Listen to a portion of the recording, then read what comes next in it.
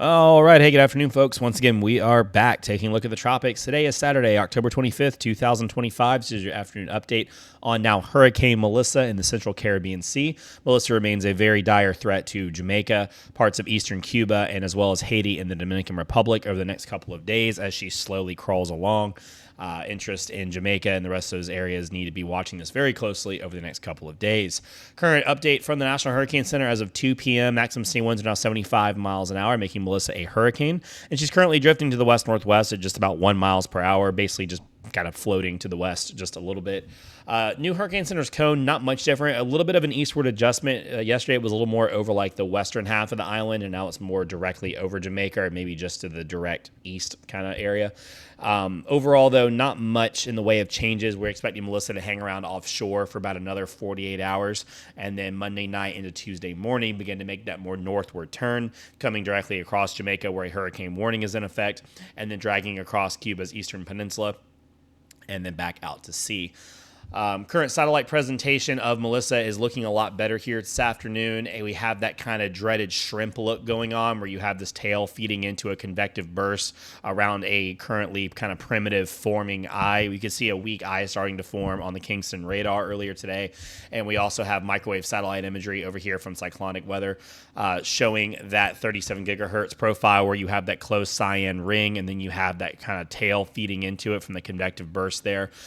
This is a pretty clear-cut indication that rapid intensification is getting underway or already ongoing at this hour. It makes a lot of sense given the upper air presentation. Melissa's in a lot better environment than she was about a day or two ago. You can see that all the upper winds that were digging down into parts of the Western Caribbean have relaxed, and that wind trajectory is much more like across now, and that's kind of helping to help that outflow to the north, and also we're starting to see that outflow to the south establish. So we have dual outflow channels, and we have this cirrus shield beginning to rapidly advance. When you see these really frilly cloud edges starting to expand in all directions, that means there's very little upper wind shear that's cutting off anything from the storm. So sometimes wind shear can get under this layer. This is a very high cloud layer, but generally it's a good sign for a tropical storm or a hurricane.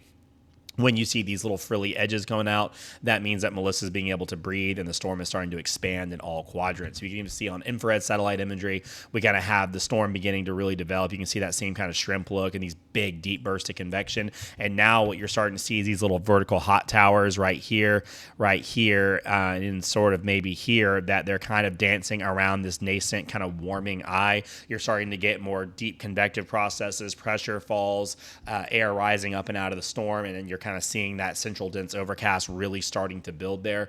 All these signs indicating that Melissa is likely a rapidly intensifying hurricane at this hour. So next couple of days, no major forecast changes. The models have kind of drifted back to the east and west a little bit, but they're going to do that with these weak steering flow situations.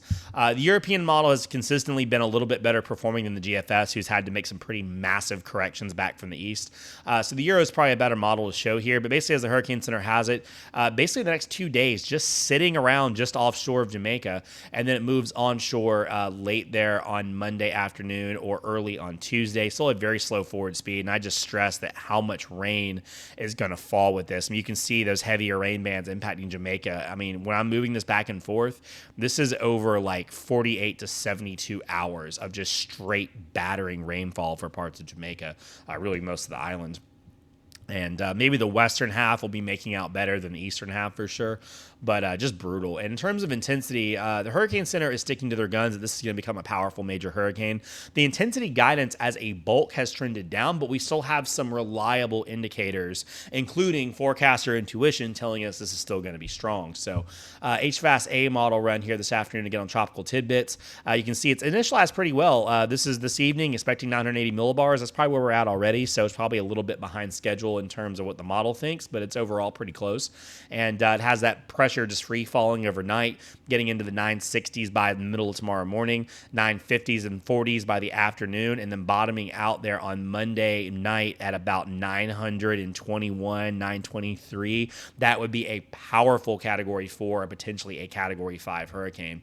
And you can see as I move this model back and forth, you can see how the rain bands, not so much over Jamaica right now, more just sporadic and mostly on the east side. But you can see as we get into Sunday and Monday how those rain bands begin to just thrash the island, and then you actually have the storm pushing through on Tuesday. Just a brutal situation. And then you can see the model dragging this into the 950s across Cuba. It would be significantly weaker if it hit Jamaica even as a 4 or 5. It would probably be like a 2 maybe when it came across Jamaica, maybe a 3. It will weaken a good bit. Jamaica has some pretty tall mountains that'll definitely disrupt the inner core, but still be a powerful hurricane as it moves across the eastern tip of Cuba. And then we can't forget parts of Haiti are going to be stuck in that kind of eastern side of the storm where repeated rain bands are just going to train up and just drag rain all across Haiti, especially that Tiburon Peninsula that sticks out to the south there through Tuesday, Wednesday. Again, bulk of the intensity guidance, the Hurricane Center actually is at the top of all the model guidance right now. The official Hurricane Center track is right there.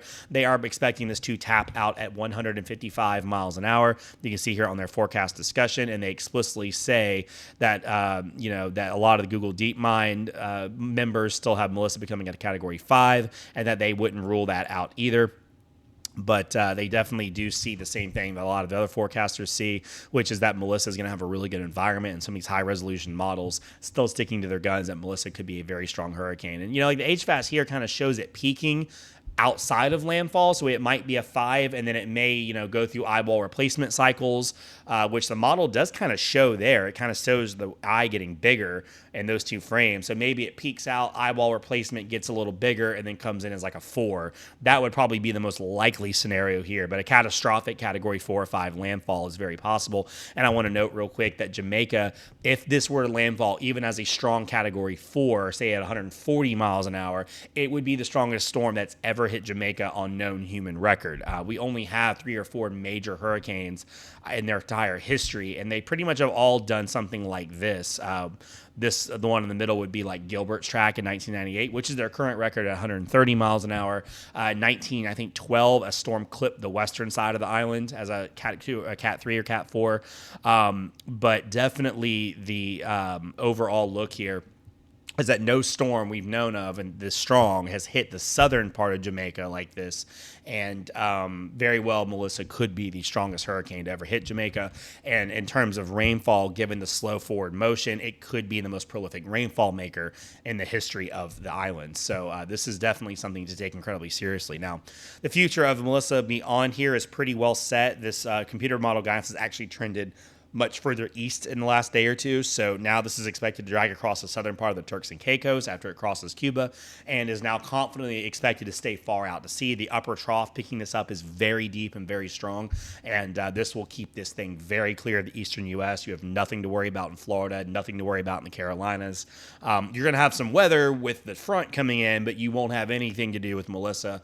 She's going to stay well out to sea. So you can see here a European model showing you the potential for wind gusts, very high. You can see central eastern Jamaica going to get the worst of the winds. Western half may get spared of the winds and some of the rain, but definitely for a lot of the country, this is going to be rough. And then parts of eastern Cuba as well.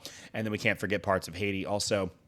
Rainfall totals 20 to 30 inches. I mean, that's the European ensemble output in millimeters. And the rainfall from the National Hurricane Center showing parts of the Tiburon Peninsula and eastern Jamaica, potentially 20, 30 inches, isolated more than 30 inches. That's more than 2 feet of rain. And I tell you, the upslope, the windward sort of mountain faces of Jamaica, where those mountains are 5, 6, 7,000 feet, I mean, you could be seeing 40, 50 inches easy. I mean, that's the kind of situation we're dealing with right now. So that's what I got for you guys on your update for Melissa. Again, major threat to Jamaica. Hurricane warning in effect. Any preparations got to get done soon. Rainfall is going to start tonight, and it's probably not going to stop. Cuba will get their watches and mornings when it's time, but you got a couple of days for this to crawl around. Again, Haiti going to get hammered, but this is going to steer well clear of Florida. Even Miami and the Keys, you're all good. Not going to be your problem. Southern Bahamas, Turks and Caicos going to get it, and then this gets out of our hair, and that is probably, hopefully, knocking on fake wood on my desk, curtains for the 2025 hurricane season. But we got one more big one to get through. So until then, guys, as always, thanks for watching, and have a good one.